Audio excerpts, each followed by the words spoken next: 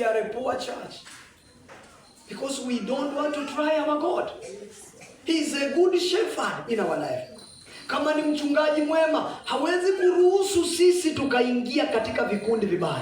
When you try our farm, ni kwa nini unadhania ya kwamba ulipoanza hiyo kazi ilikuwa mzuri, lakini inafika mahali inaharibika? Ni kwa sababu alikuwa anasubiri uanze vizuri, akubariki, alafu arudi aone kama uaminifu wako itafanya kazi.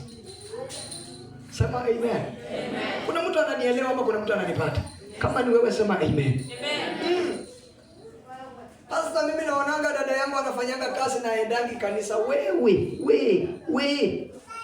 Kuna watu wametegemea miungu. Kuna watu wametegemea tu majina ya nyanya zao. Wakisema tu jina kama Ekutan. Biashara asubuhi inafanya kazi.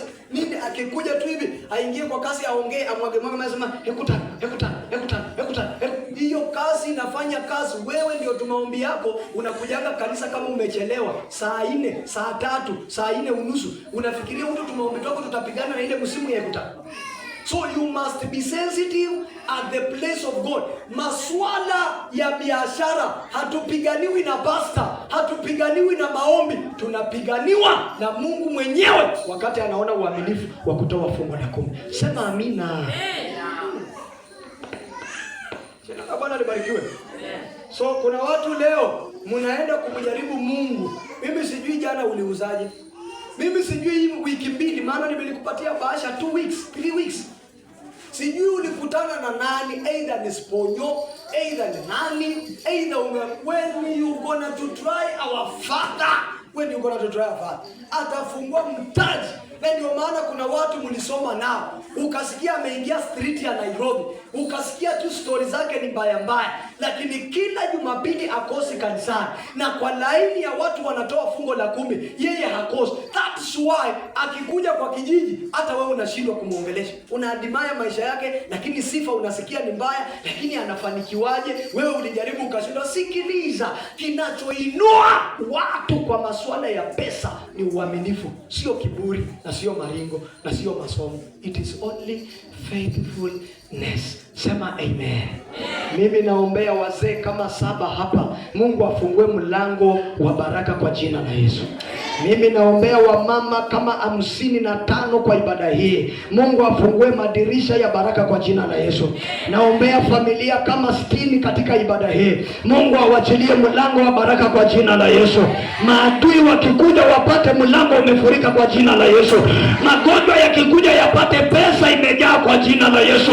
Ajali ikikuja ipate huko na gari yako ishinde mahali itaingilia. Kama ni wewe sema amina.